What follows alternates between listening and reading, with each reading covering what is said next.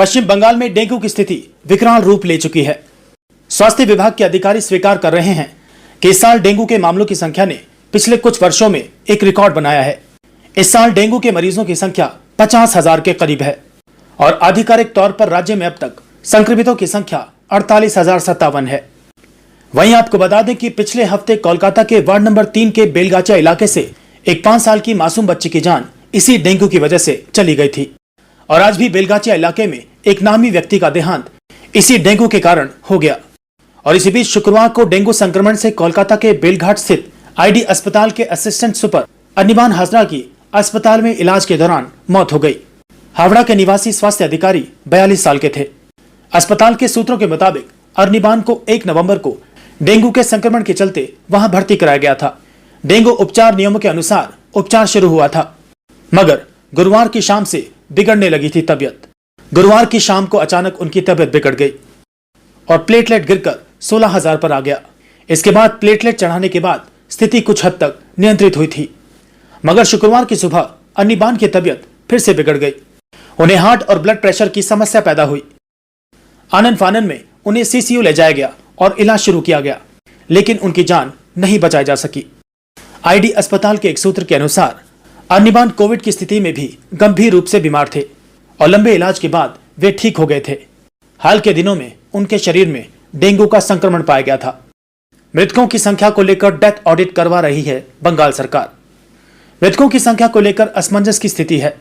हालांकि निजी क्षेत्र में मरने वालों की संख्या 50 से कम है, लेकिन इस साल डेंगू से मरने वालों की संख्या आधिकारिक तौर पर नहीं बताई गई है। स्वास्थ्य विभाग का कहना है कि डेंगू से कितने लोगों की मौतें हुई हैं, इसका पता लगाने के लिए डेथ ऑडिट चल रहा है। पिछले एक सप्ताह में राज्य में 5,396 लोग डेंगू से संक्रमित हुए हैं और वर्तमान में राज्य में डेंगू संक्रमण की दर भी खतरनाक रूप से बढ़कर 12.7% हो गई है। पश्चिम बंगाल में डेंगू की स्थिति विकराल रूप ले चुकी है। स्वास्थ्य विभाग के अधिकारी स्वीकार कर रहे हैं कि इस साल डेंगू के मामलों की संख्या ने पिछले कुछ वर्षों में एक रिकॉर्ड बनाया है। इस साल डेंगू के मरीजों की संख्या 50,000 के करीब है और आधिकारिक तौर पर राज्य में अब तक संक्रमितों की संख्या 48,057 है। वहीं आपको बता दें कि पिछले हफ्ते कोलकाता के वार्ड नंबर 3 के बेलगाचा इलाके से एक 5 साल की मासूम बच्ची की जान इसी डेंगू की वजह से चली गई थी और आज भी बेलगाचा इलाके में एक नामी व्यक्ति का देहांत इसी डेंगू के कारण हो गया। और इसी बीच शुक्रवार को डेंगू संक्रमण से कोलकाता के बेलघाट स्थित आईडी अस्पताल के असिस्टेंट सुपर अनिबान हाजरा की अस्पताल में इलाज के दौरान मौत हो गई। हावड़ा के निवासी स्वास्थ्य अधिकारी 42 साल के थे। अस्पताल के सूत्रों के मुताबिक अनिबान को 1 नवंबर को डेंगू के संक्रमण के चलते वहां भर्ती कराया गया था। डेंगू उपचार नियमों के अनुसार उपचार शुरू हुआ था, मगर गुरुवार की शाम से बिगड़ने लगी थी तबीयत।